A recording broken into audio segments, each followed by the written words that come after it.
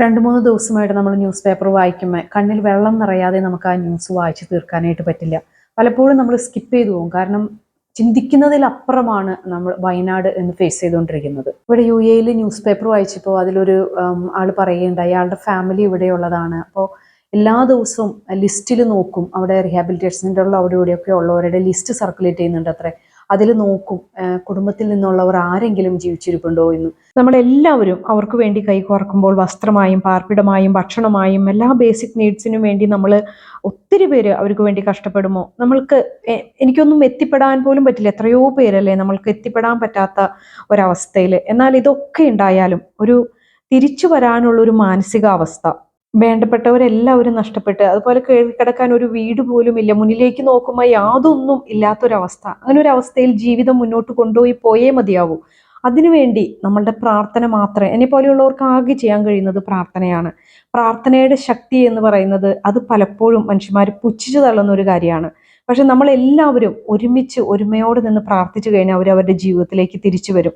നമ്മൾ ഈ ചെയ്യുന്ന സഹായമെല്ലാം അവർക്കത് ഉപകാരത്തിലേക്ക് വരും. ഇല്ലെങ്കിൽ ഒരു ഒരു ഘട്ടത്തിൽ അവർ ചിലപ്പോൾ അവരുടെ ജീവൻ തന്നെ അവർ വേണ്ടാന്ന് വെച്ചേക്കാം.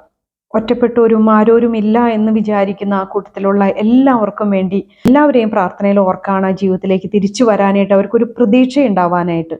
നമ്മളും ഇൻഡയറക്ട്ലി ഈ ഒരു ഇൻസിഡൻറ്റിൻ്റെ കാരണക്കാർ തന്നെയാണ്. കാരണം നമ്മൾ നയിക്കുന്ന ആർഭാട ജീവിതം, അവിടെ ഉണ്ടായിരുന്ന പ്ലാന്റേഷൻ അല്ലെങ്കിൽ കരിങ്കൽ കോറി, ഇതിനൊക്കെ അവിടെ നിന്ന് വരുന്ന പ്രൊഡക്റ്റുകൾ നമ്മൾ തന്നെയാണ് ഉപയോഗിച്ചത്. നമ്മുടെ ആവശ്യങ്ങൾക്കാണ് ആർഭാട ജീവിതം, വലിയ വീട്, അല്ലെങ്കിൽ വാങ്ങിച്ചു കൂട്ടുന്ന സാധനങ്ങൾ. അതുപോലെ നമ്മളിപ്പോഴും പ്രകൃതിയോട് ചെയ്തുകൊണ്ടിരിക്കുന്ന അല്ലെങ്കിൽ പ്രകൃതിയെ ചൂഷണം ചെയ്തുകൊണ്ട് നമ്മൾ മുന്നോട്ട് പോവുകയാണ് ചെയ്യുന്നത്. അതുപോലെ തന്നെ യാതൊരു ദാക്ഷിണ്യമില്ലാതെ മാലിന്യങ്ങൾ വലിച്ചെറിയുക, ഇതിൻ്റെയൊക്കെ ആഫ്റ്റർ എഫക്റ്റ് നമ്മളിന്ന് ഫേസ് ചെയ്ത് തുടങ്ങിയിട്ടുണ്ട്. ഇനി വരുന്ന ആളുകളിൽ നമുക്കറിയാം നമ്മൾ കൂടുതൽ പ്രശ്നങ്ങളിലേക്കാണ് നമ്മൾ പോയിക്കൊണ്ടിരിക്കുന്നത്. ശുദ്ധജലക്ഷാമം, അസുഖങ്ങൾ, അല്ലെങ്കിൽ ഇതുപോലെ എപ്പോൾ ചെറിയൊരു മഴ പെയ്യുമ്പോഴേക്കും വെള്ളം കയറുക. അപ്പോൾ ഇതിൽ നിന്നൊക്കെ നമ്മൾ പഠിക്കേണ്ട കാര്യം, നമ്മുടെ ശീലങ്ങൾ മാറ്റേണ്ട സമയം എന്നേ കഴിഞ്ഞു. എന്നിട്ടും നമ്മൾ പ്രകൃതിയോട് യാതൊരു ദാക്ഷിണ്യം കാണിക്കാതെ മാക്സിമം ചൂഷണവും ചെയ്ത് മാക്സിമം മിസ്യൂസ് ചെയ്ത് ഈവൻ ഒരു കാണുന്നതെല്ലാം പ്രകൃതിയിലേക്ക് വലിച്ചെറിഞ്ഞുകൊണ്ട് നമ്മളുടെ ജീവിക്കുന്ന ഈ ജീവിത രീതി മാറ്റിയേ മതിയാവൂ. ഇല്ലെങ്കിൽ ഇതിലും വേഴ്സായിട്ട് അവിടെ നടന്നത് തന്നെ വേറെ രീതിയിൽ നമ്മളും ഫേസ് ചെയ്യേണ്ടതായിട്ട് വരും.